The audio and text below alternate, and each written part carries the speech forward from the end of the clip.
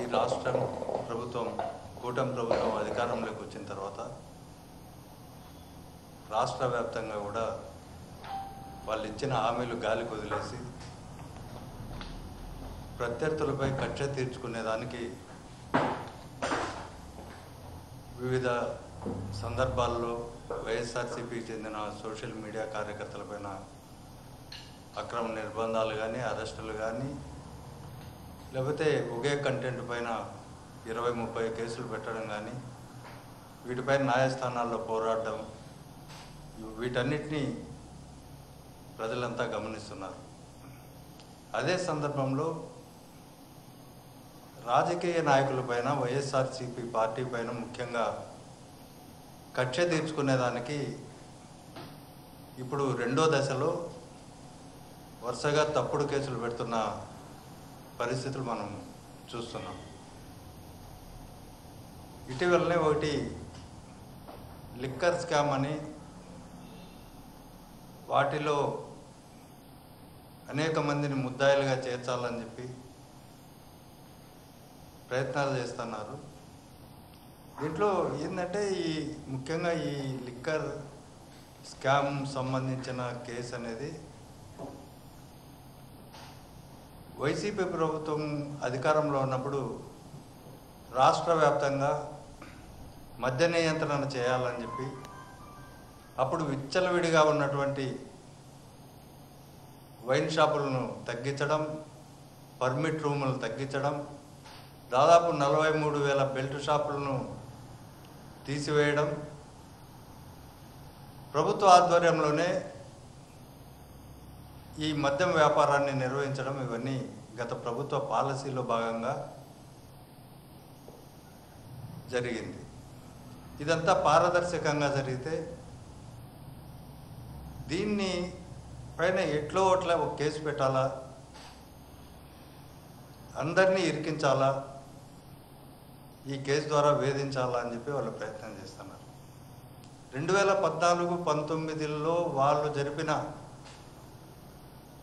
మద్యం అక్రమ అమ్మకాలపైన తర్వాత 70% బ్రాండ్స్ 70% దాదాపు 70% బ్రాండ్లను వాళ్ళు సెలెక్టివ్గా 4 కంపెనీలకు ఇవ్వడము, తర్వాత ప్రభుత్వానికి ఆదాయాన్ని తగ్గించడం, వీటిపైన 23లో కేసు నమోదు చేయడం జరిగింది గత ప్రభుత్వంలో. తర్వాత ప్రభుత్వం మారిన తర్వాత ఆ ఎఫ్ఐఆర్ను మూలబెట్టేసిన పరిస్థితి అదే సిఐడికి ఉంది. ఇవాళ ఈ ప్రభుత్వం అధికారంలోకి వచ్చిన తర్వాత ఇది మరో విధంగా ఇది చేస్తున్నారు. దీంట్లో చాలా విచిత్రాలు ఉన్నాయి. ఈ ఎఫ్ఐఆర్ కట్టడంలోనే కంప్లైనెంట్ ఎవరికి తెలియదు, ముక్కు మొహం తెలియని వ్యక్తి అంటే వై వెంకటేశ్వరరావు శ్రీనివాస్ అనే అతను ఒక కంప్లైంట్ ఇస్తాడు. ఇప్పుడు 9/9/2024లో అది కూడా ఆ కంప్లైంట్ జనరల్గా పోలీస్ స్టేషన్లో ఇవ్వాలా, వాళ్ళు తీసుకోకపోతే సిఐ, డిఎస్పి, ఎస్పి, డీజీపీ ఇవన్నీ ఉంటాయి. కానీ ఆయన ప్రిన్సిపల్ సెక్రటరీ రెవెన్యూ ఎక్సైజ్ డిపార్ట్మెంట్లకి ఓ లెటర్ రాస్తాడు. ఆ లెటర్లో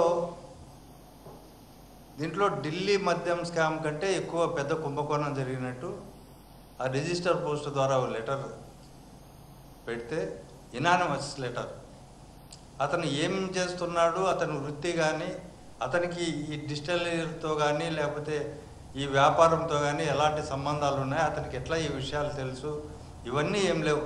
ఆయన అడ్రస్ ఒకటి కింద ఉంటుంది. ఆయన రిజిస్టర్ పోస్ట్లో ఇనానిమస్గా ఓ లెటర్ రాస్తాడు. ఆ లెటర్ను బేస్ చేసుకొని 9వ తేదీ పంపిస్తే గవర్నమెంట్ మేము ఆ రోజే రిలీజ్ చేస్తారు 9వ తారీఖే 9/9/2024లో. ఏది ఏపీబీఎస్సీఎల్లో ఇంటర్నల్ ఎంక్వైరీ జరపండి అని చెప్పి ఆ ఇంటర్నల్ ఎంక్వైరీకి ఒక టీం ఏర్పాటు చేసి వాళ్ళు 9 రోజుల కాల వ్యవధిలోనే ఆడిట్ను పరిశీలించకుండా తర్వాత విజిలెన్స్ వాళ్ళను లేకపోతే నిష్ణాతులైన వాళ్ళను ఆ సంస్థలో పనిచేసే ఉద్యోగులను ఫైల్ ప్రాసెస్ ఎలా జరిగింది అనేది ఇవన్నీ ప్రశ్నించకుండా 9 రోజుల్లోనే నేరం జరిగిపోయిందని చెప్పి ఓ నిర్ధారణకు వచ్చి Mukesh Kumar Meena principal secretary CID వాళ్ళకి రెఫర్ చేస్తారు, ఇది కేసు రిజిస్టర్ చేయండి అని చెప్పి. వాళ్ళు వెంటనే 20/9/2024 కంప్లైంట్ పంపిస్తే ఎఫ్ఐఆర్ 23/9/2024లో రిజిస్టర్ చేశారు. దాంట్లో ఎక్కడ ఆ ఎఫ్ఐఆర్లో ఎవరెవరిని ఎక్కడ విచారించారు, ఎంతమందిని విచారించారు, ఏమేమి అందులో కనుక్కున్నారు అనే వివరాలు ఏమీ లేవు. తర్వాత అతనిచ్చిన వైవి శ్రీనివాసన్ ఇచ్చిన కంప్లైంట్లో ఇక్కడ స్పష్టంగా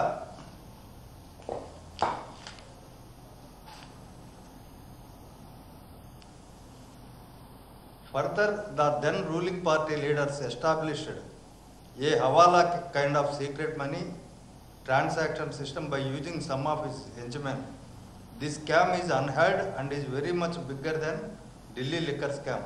Hence I request you to inquire into the matter and take action against those persons involved in the liquor scam. ఇది ప్రిన్సిపల్ సెక్రటరీ టు గవర్నమెంట్కి, ఎస్ఐకి కాదు, పోలీస్ స్టేషన్కి కాదు, వాళ్ళకి సంబంధించి వాళ్ళకు రిప్రజెంటేషన్ పంపిస్తాడు. అందులో అతను ఏమేం చేస్తాడు, అతని వృత్తి ఏంది, అతని ఎంప్లాయీనా వ్యాపారమా అనేవి ఎక్కడ పొందుపరచాడు అనమాట. దీన్ని ఇనానిమస్ లెటర్ను బేస్ చేసుకొని రిజిస్టర్ పోస్ట్లో దాన్ని ఇది చేస్తున్నారు.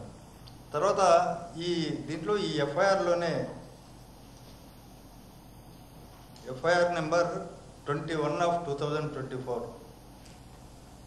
ఇందులో para 7 column number 7 details of known suspected unknown accused with full particulars అంటే అన్నోన్ అంటే ఈ 9 రోజుల్లో వాళ్ళు శోధించి ఇన్వెస్టిగేట్ చేసి రిపోర్ట్ సబ్మిట్ చేసిన దాంట్లో ఏమీ వివరాలు లేకుండా ఎవరో అన్నోన్ అక్యూజ్డ్ అని చెప్పి ఆ కాలంలో పొందుపరుస్తారు. తర్వాత ఇంకోటి ఏంటంటే అదే కాలం నెంబర్ 10లో total value of properties involved, ఈ కేసుకు సంబంధించి ఎంత ప్రాపర్టీస్ ఇన్వాల్వ్ అంటే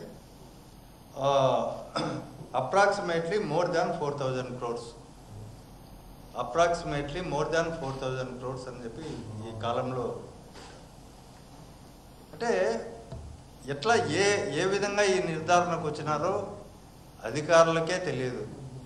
అంటే ముందు టార్గెట్ ఫిక్స్ చేసినారు, ఈ 4,000 కోట్ల కుంభకోణం అని చెప్పేద్దాము, తర్వాత ఎవరెవరిని ఇందులో యాడ్ చేద్దాము అని చెప్పేది తర్వాత చూసుకుందాం. కాబట్టి అక్యూజ్డ్ కాలం కూడా ఫ్రీగా వదిలిపెట్టేశారు. తర్వాత ఈ 4,000 crores అనే టార్గెట్ను అధికారులకు ఫిక్స్ చేసినారు.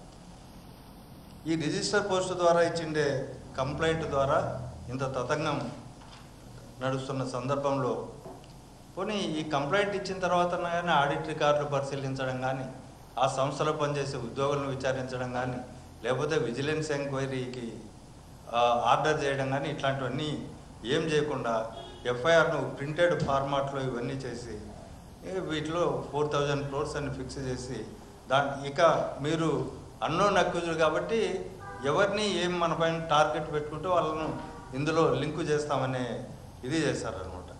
దాంట్లో ఎవరెవరి పైన అభియోగాలు మోపారు, ఎవరు ఎట్లా తిన్నారు, ఫైల్ ప్రాసెస్ ఎక్కడి నుంచి ఎక్కడ జరిగింది, ఇవన్నీ కూడా సిఐడి వాళ్ళు చెప్పరు దీంట్లో ఎఫ్ఐఆర్ రాసిన తర్వాత.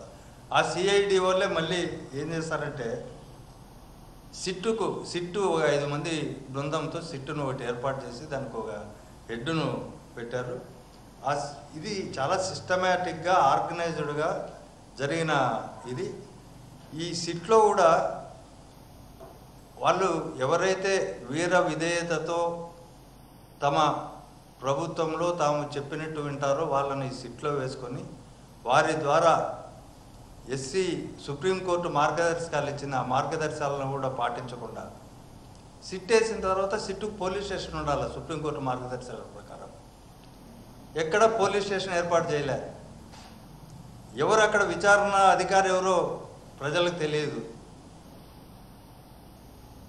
తర్వాత అధికార ప్రముఖులను కొంతమందిని వాళ్ళకు కావాల్సిన వాళ్ళని కూర్చొని పెట్టుకొని వాళ్లకు కావాల్సిన వారి పేర్లను ఇందులో చెప్పమని ఏపీబీఎస్సీఎల్లో పనిచేసే కార్పొరేషన్లో పనిచేసే ఉద్యోగులను బెదిరించి వాళ్ళతో స్టేట్మెంట్లు తీసుకొని ఒకవేళ వాళ్ళు బలవంతంగా స్టేట్మెంట్లు ఇవ్వకపోతే, సంతకం పెట్టకపోతే వారాల పాటు వాళ్ళని వేధించడం. ఎందుకంటే ఇంతకుముందే చెప్పారు, సుప్రీంకోర్టు మార్గదర్శకాల ప్రకారం పోలీస్ స్టేషన్ ఉండాలా, సీసీటీవీలు అన్నీ అమర్చి ఉండాలా, ఆ సీసీటీవీ ఫుటేజ్ కెమెరాల ఉంటే ఆ పర్యవేక్షణలోనే ఈ ఇన్వెస్టిగేషన్ అవన్నీ జరగాల. కానీ వీళ్ళు ఎక్కడో కూర్చుంటున్నారు, వాళ్ళకు అవసరమైన చోట హైదరాబాద్ లేకపోతే ఇంకోటి బెంగళూరు, తమకు కావాల్సిన ప్లేసుల్లో కూర్చొని తమకు కావాల్సిన వాళ్ళను ఇది చేసి బెదిరించడం ఇవన్నీ చెప్తాను.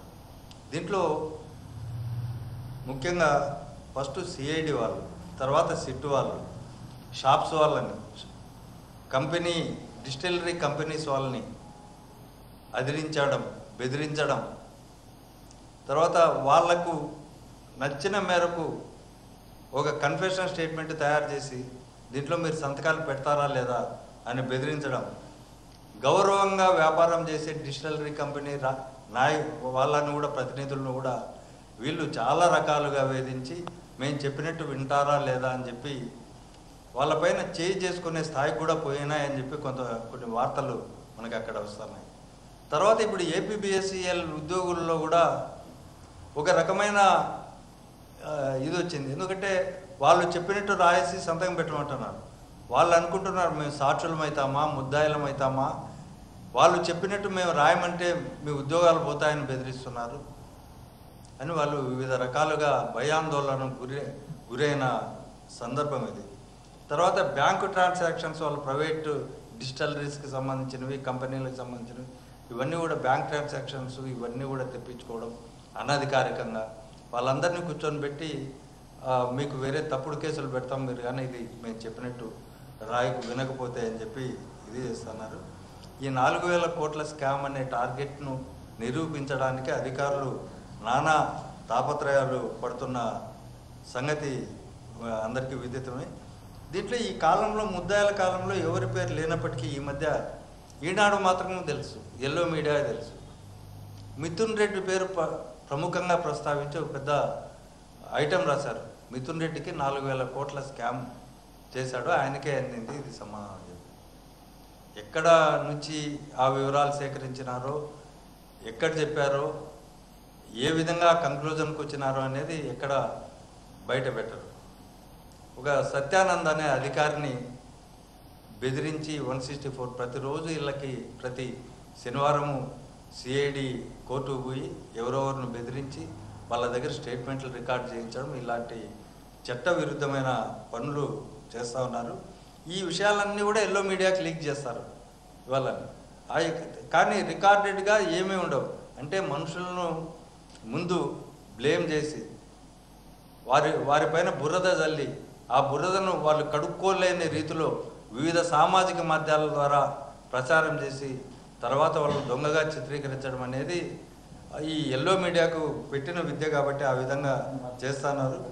వీళ్ళు సిస్టమేటిక్గా, సిఐడి వాళ్ళు సిస్టమేటిక్గా, ఆర్గనైజ్డ్గా కొంతమంది కలిసి ఆప్టిక్స్ నడుపుకోవాలనే దురుద్దేశంతో ఈ సిట్ కానీ సిఐడి కానీ వ్యవహరిస్తున్నారు. ఈ నేర విచారణ ప్రక్రియలో సిఐడి వాళ్ళు చేస్తున్నటువంటి అత్యుత్తమమైన చట్ట విరుద్ధమైన కార్యక్రమం ఏదైనా ఉందంటే ఈ స్కామ్కి సంబంధించి వాళ్ళు నేర విచారణ ప్రక్రియలో వారు పాటిస్తున్న విధి విధానాలు అనేదే అందరూ అనుకుంటున్నారు. ఇది ఏమాత్రం ఆమోదయోగ్యం కానీ ఇవి